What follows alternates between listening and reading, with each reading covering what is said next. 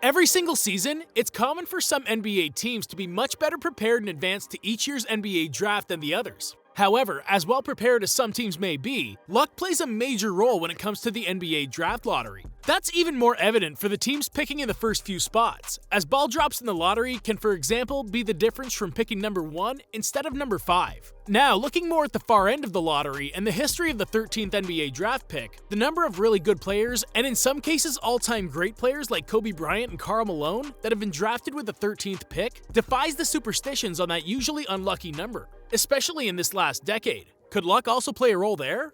Join us now as we take a look at the history of the 13th pick in the NBA draft and why a number that's usually considered unlucky around the world may have the total opposite effect in the draft. 13 has long been considered a very unlucky number. In fact, according to researchers, it's estimated that about 10% of the US population has a fear of the number 13, and more specifically, a fear of Friday the 13th. It's so common that it has its own phobia name, as fear for Friday the 13th is known as paraskevadekatriophobia. The exact origins of fear for the number 13 are unknown, but there are multiple reasons why it's believed to be unlucky. The most popular theory is related to Judas, the disciple who betrayed Jesus, as he was the 13th and last guest to sit down at the Last Supper. Thus, many people to this day avoid having 13 guests seated at a table. Most tall buildings around the US skip the 13th floor, going from 12th straight to the 14th floor. Some hotels don't have any room 13, and some airlines also refuse to have a 13th row. And while this seems to be a relatively modern tradition, it's believed to be only about 100 years old. This hasn't stopped people from fearing and avoiding the dreaded number. But in the NBA draft, it seems like the commonly unlucky number has had the opposite effects. Just looking at the 13th picks of the last decade shows that the spot has delivered some really great players. Now, we have to consider that the number 13 pick in the NBA draft is still a part of the lottery, but given there's 12 previous selections, it's naturally much more likely that you'll get a better player if you're picking earlier. So what we're trying to say is that for how far back the number 13 pick is, some really good players have been taken from this spot. Granted, not every 13th pick is or was an NBA star caliber player, but the 13th pick has delivered some really good value overall. You can make an argument that every 13th pick is better than at least one of the previous 12. We don't have to go too far back to find a really good 13th overall draft pick. Just last year, the Miami Heat went on to select Tyler Herro with the 13th pick in the 2019 draft. Since then, Herro became the most successful rookie in NBA Finals history and had one of the best rookie postseason runs the NBA has ever seen.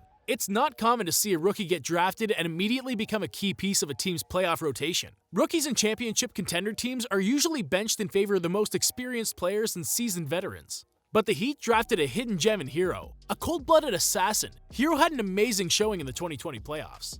Going a couple years back, Donovan Mitchell, Devin Booker, and Zach LaVine were all 13th picks in 2017, 2015, and 2014 respectively. In a very short period, both Mitchell and Booker have established themselves as franchise players. Mitchell's the best player on a Western Conference contender, and two 50-point games in the 2020 playoffs helped cement him as one of the next superstars in the NBA.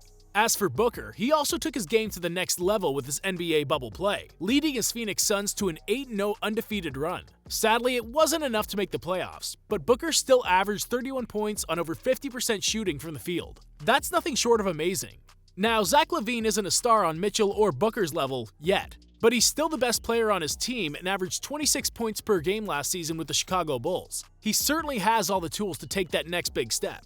Other notable 13th picks from this past decade are Kelly Olynyk and Markieff Morris. While they're not star players, they still have delivered pretty good value out of the 13th spot in the 2013 and 2011 drafts respectively. Olynyk is one of the best stretch bigs in the NBA and would be a starter for at least half the teams in the league if he wasn't coming off the bench for the Miami Heat. Similarly, Markieff Morris has had a very solid career in which he's averaged 11 points per game. Morris was also a key contributor to the Lakers' championship run this year. What's funny is that Marcus Morris, who was drafted 14th right after his twin brother, has had the slightly better career. Yet Markieff is the one with the championship ring and not his twin. That's just number 13 blessing its guys with never-ending luck. With all this said, at least half of the 13th picks in this past decade are better than the 11th and 12th picks from their respective classes. Is this all just a coincidence?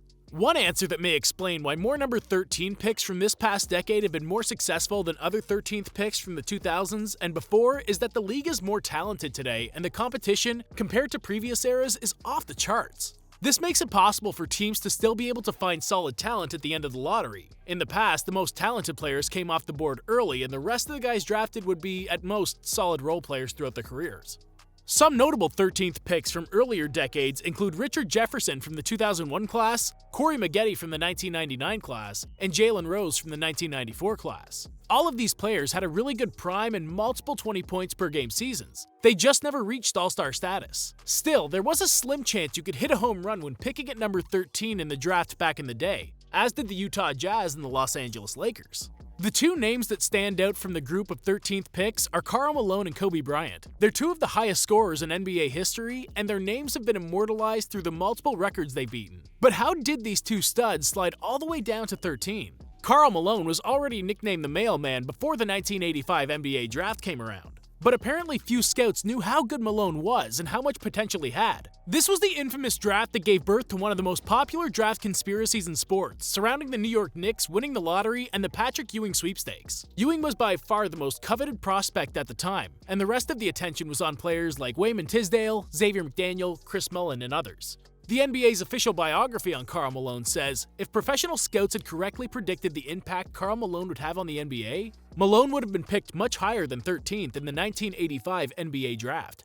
A couple of years ago, Utah Jazz general manager Dennis Lindsey talked about Malone as the best draft pick in franchise history and commemorated the 32-year anniversary of Malone's arrival to Salt Lake City. This was just days before the 2017 draft, and Lindsey spoke without knowing they'd hit another home run by drafting Donovan Mitchell with, once again, the lucky 13th pick. Lindsey echoed the sentiment that sometimes in the draft, you just get lucky. Those are the kind of good luck things you want to happen that maybe, if all of us were humble, we'd just say, hey, we didn't predict that. Lindsey was referring to the fact that few executives and scouts are humble enough to admit they missed on a great player like Malone.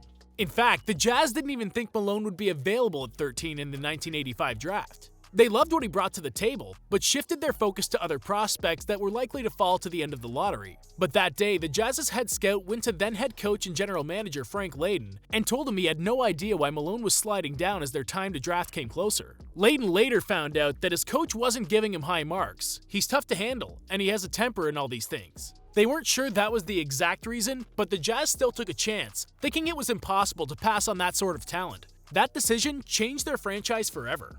Now, when looking at the reasons why another 12 teams passed on Kobe Bryant in the 1996 draft, it's much easier to understand why. For starters, this class was heavily loaded. It's regarded as one of the most talented ever, headlined by Allen Iverson and also featuring Ray Allen, Steve Nash, Peja Stojakovic, and many other studs.